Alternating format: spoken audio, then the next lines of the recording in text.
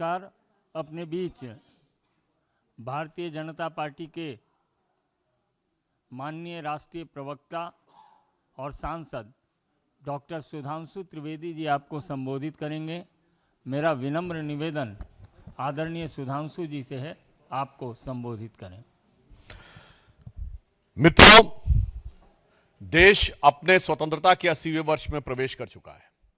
विगत स्वतंत्रता दिवस पर प्रधानमंत्री श्री नरेंद्र मोदी जी ने एक बहुत महत्वपूर्ण और आज के परिप्रेक्ष्य में अत्यंत उपयुक्त विषय दिमागी नक्सल के विषय को उठाया, परंतु हम लोग इस विषय को लेकर आश्चर्य में हैं कि मात्र 24 घंटे के अंदर किसके दिमाग में नक्सली दिमाग था वो खुद ब खुद निकलकर सामने आ गया।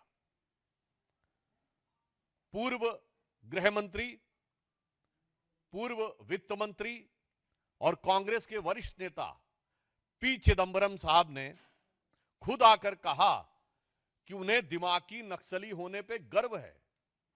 यानी देखिए कितने आश्चर्य की बात है कि प्रधानमंत्री जी ने कहा और इतनी तुरंत प्रतिक्रिया हुई कि पूरे देश के सामने आ गया कि किसके दिमाग में नक्सल बैठा हुआ है और वह स्वयं गर्व की अनुभूति करने लगे। तो मैं कांग्रेस पार्टी और पी चिदंबरम साहब को याद दिलाना चाहता हूं कि पूर्व प्रधानमंत्री डॉक्टर मनमोहन सिंह ने 13 अप्रैल 2006 को कहा था, मैं कोट कर रहा हूं, It would not be an exaggeration to say that the problem of Naxalism is the single biggest internal security challenge ever faced by our country। अर्थात उन्होंने कहा कि इसको कहने में अतिशयोक्ति नहीं होगी कि नक्सलवाद का खतरा भारत के इतिहास में आज तक आंतरिक सुरक्षा के लिए उत्पन्न सबसे बड़ा खतरा है। 13 अप्रैल 2006 और 31 मार्च 2026 प्रधानमंत्री श्री नरेंद्र मोदी जी की सरकार ने उस चीज को जो डॉक्टर मनमोहन सिंह समझ गए थे, मगर जिस विवशता के चंगुल में जकड़कर और नक्सली दिमाग वालों से भरी हुई सुपर कैबिनेट यानी एनईसी के द्वारा उनको कुछ करने नहीं दिया गया था, यदि वह कार्य सिद्ध करके दिखाया तो प्रधानमंत्री श्री नरेंद्र मोदी जी ने। मगर देश का एक ऐसा गृह मंत्री है जिसे इसमें गर्व का अनुभव नहीं हो रहा है, उसे इस बात में गर्व का अनुभव हो रहा है कि वह दिमागी नक्सली हैं।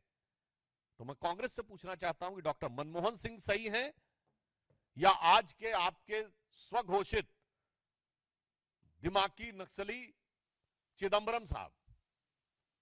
और ये पी चिदंबरम साहब वो हैं, इनके लिए क्या कहा जाए, जिस यूपीए के पशुपति से लेकर तिरुपति तक रेड कॉरिडोर बना था, 180 से अधिक जिले नक्सलवाद से प्रभावित हो गए थे। दंतेवाड़ा में 2010 में सीआरपीएफ के इतने बड़ी संख्या में 75-76 जवान शहीद हुए और उसके बाद राजधानी के एक नामी गिरामी विश्वविद्यालय में खुशियां मनाई गई। यह होता है दिमागी नक्सली। और इतने बड़े विषय के बाद चिदंबरम साहब के शासनकाल में 5000 से अधिक निर्दोष नागरिकों की मौत हुई। 1913 सुरक्षा बलों के जवान नक्सली अभियानों में शहीद हुए। 180 जिले नक्सल प्रभावित हो गए। 92% से अधिक हथियार जो नक्सलियों के पास थे वो पुलिस के हथियार थे जो लूटे गए थे। और याद करिए 2009 में उस समय प्रमुख नक्सली नेता किशन जी ने कहा था 2030 तक दिल्ली पे हमारा कब्जा होगा, मगर आज वो 180 नक्सल प्रभावी जिले शून्य पर आ गए हैं। मगर उसके बाद भी उन 180 जिलों में भारत में सामंजस्य दिखता था और यहां पर समस्या दिख रही है।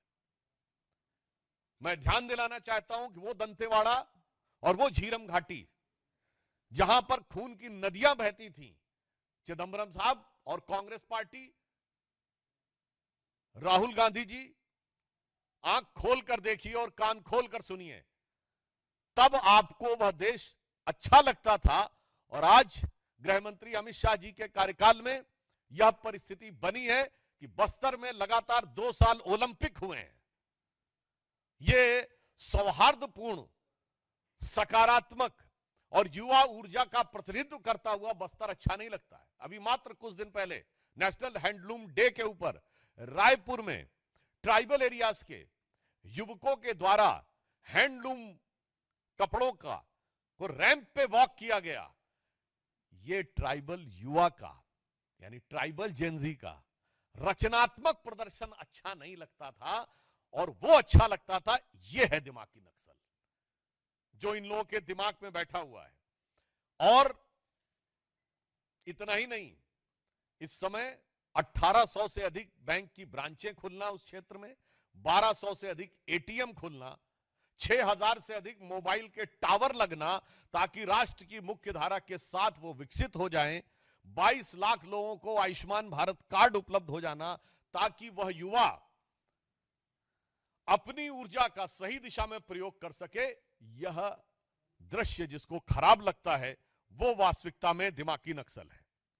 इसलिए मैं कांग्रेस पार्टी से और चिदंबरम साहब से यह भी पूछना चाहता हूं कि आप वही है ना जिसने वित्त मंत्री के रूप में कहा था कि भारत में तो डिजिटल ट्रांजैक्शन हो ही नहीं सकता,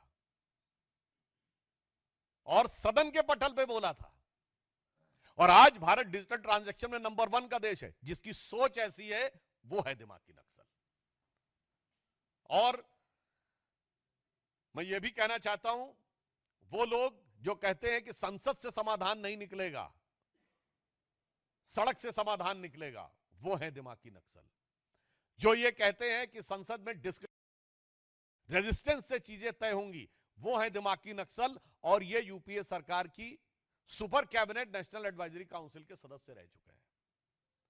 इसलिए हम यह भी बताना चाहते हैं कि वो कालखंड जब इस देश में इतनी विपरीत परिस्थितियां थीं और आज एक सकारात्मक वातावरण बना है ट्राइबल एरियाज में, वह जिसको सही नजर नहीं आ रहा है वो वास्तविक अर्थों में दिमागी नक्सल है।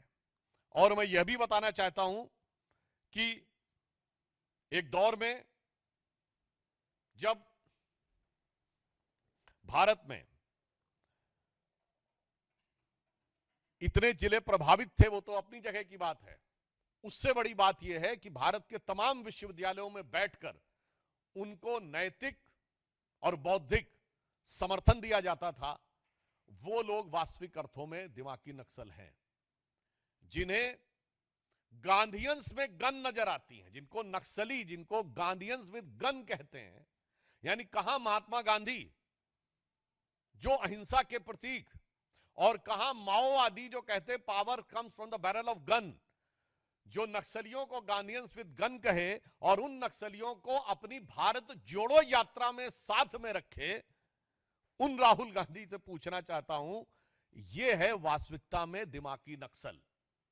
और इसीलिए हम यह भी कहना चाहते हैं कि चिदंबरम साहब हो या कांग्रेस पार्टी, ये वही लोग हैं जिनको एक विशेष प्रकार की चीज में अलग लगाव नजर आता है और दूसरे प्रकार की चीज में दुराव नजर आता है। मैं उदाहरण के लिए बोलना चाहता हूं, प्रधानमंत्री श्री नरेंद्र मोदी जी ने इन्वायरमेंट के लिए काम करने वाले उन लोगों को सम्मानित किया है, जैसे कर्नाटक की रानी गौड़ा जिन्होंने 1 लाख से अधिक वृक्ष लगाए, एक अन्य कर्नाटक की महिला जिनको वृक्ष माता कहा जाता है।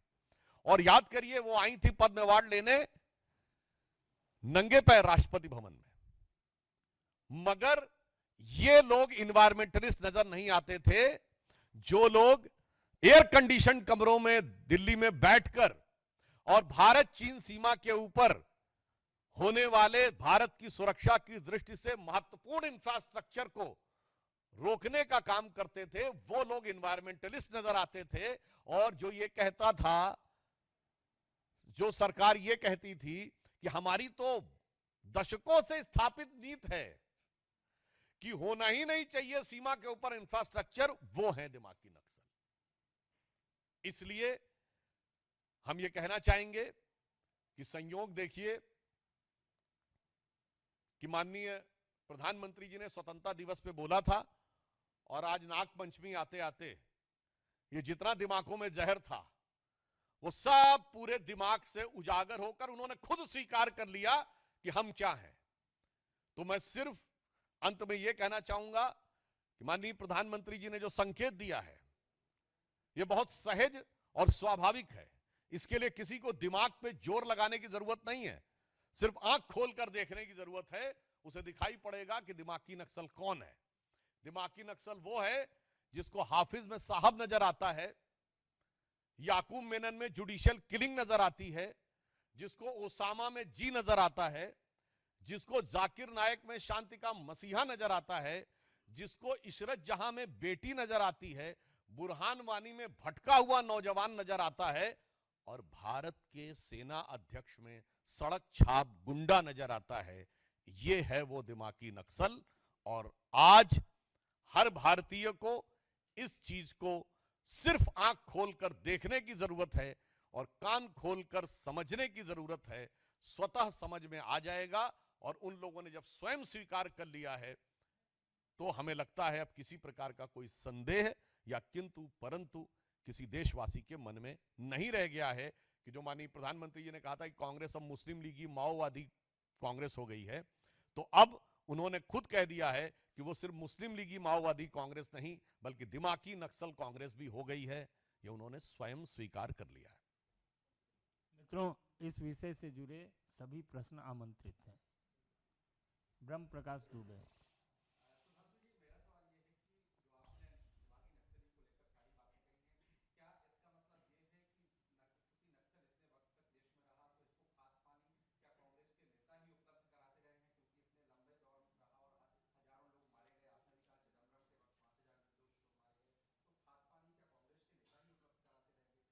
इस संदर्भ में तत्कालीन गृह मंत्री चिदंबरम साहब का मैं बयान कोट करता हूं जो उन्होंने 22 सितंबर 2011 को बोला था नक्सलियों के लिए। You don't have to lay the arms, you don't have to surrender, you don't have to disband your outfit, you don't have to give up your ideology, you just suspend the violence and come for talk.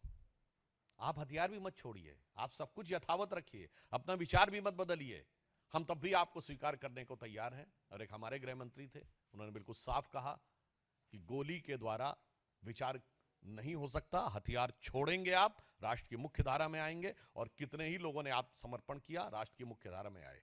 जो लोग ये नारा लगाते थे कि लेकर रहेंगे आजादी और बंदूक के दम पर आजादी, उनके आगे चिदंबरम साहब का यह आत्मसमर्पण है। तो खाद पानी इन्होंने ही दिया है। और यूपीए 1 के शासनकाल में सबसे ज्यादा वो नक्सली जो पहले से यानी कांग्रेस सरकार के जमानों से अंदर थे जेलों में, वो सब छोड़ के बाहर आ गए थे। और उस समय ही सर्वाधिक नक्सलवादी गतिविधियों का प्रभाव बढ़ना शुरू हुआ था। शैलेंद्र, दूरदर्शन।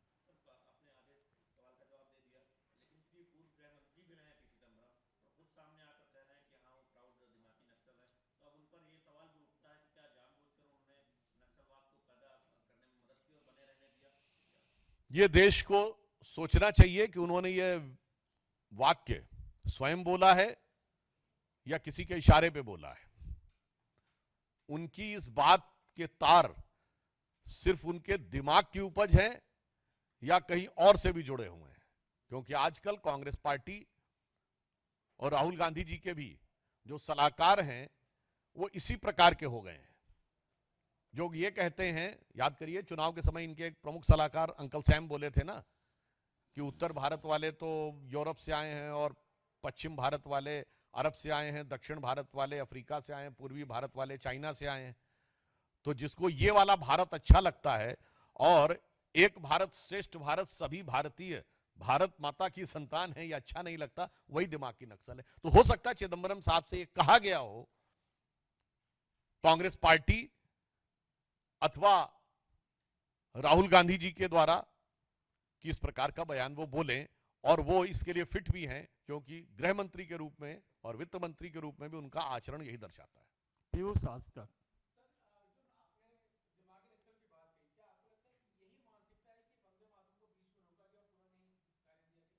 आपने जो बात कही है, निश्चित रूप से जिसको संपूर्ण वंदे मातरम गाते समय जो लोग असहज हो जाते हैं, इधर उधर देखने लगते हैं, बतियाने लगते हैं, हाथ पांव झटकने लगते हैं, वो लोग वही हैं जिनको उन चीजों में बड़ा सहजता महसूस होती है कि कोई कहे कि मैं वंदे मातरम नहीं गाऊंगा। ये वो लोग हैं जिनको जय श्री राम में वॉर क्राई नजर आता है, मगर सर तन से जुदा में सुमधुर सेकुलर संगीत दिखाई पड़ता है। मानो रिपब्लिक भारत।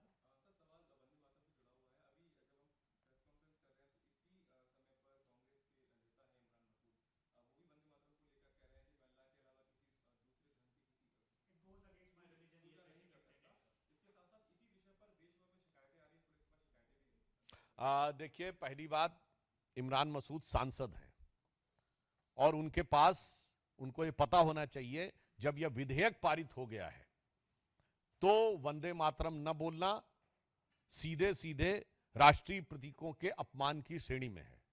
और ये वही सांसद है ना जो 2014 में बोले थे कि मोदी जी की बोटी बोटी काट डालूंगा, और उस समय वो कांग्रेस में नहीं थे, सपा में थे, और अगले दिन दंडवत करते हुए राहुल गांधी उनके प्रचार में गए थे और उसके बाद उनको अपनी पार्टी में लाकर पहले प्रदेश का उपाध्यक्ष और फिर सांसद बनाया था।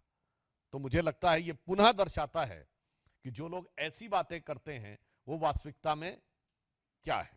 और वैसे इमरान मसूद को भी मैं कह देना चाहूंगा कि बादशाहों को सिजदा करते थे और कहते हैं देश को सिजदा नहीं करेंगे। जो खुतबे पढ़े जाते थे ना जब मुगल बादशाह आते थे, उसमें एक लाइन ये भी होती थी, सजदे में निगाह रहे तमाम होशो खिरत पेश बादशाह रहे। आप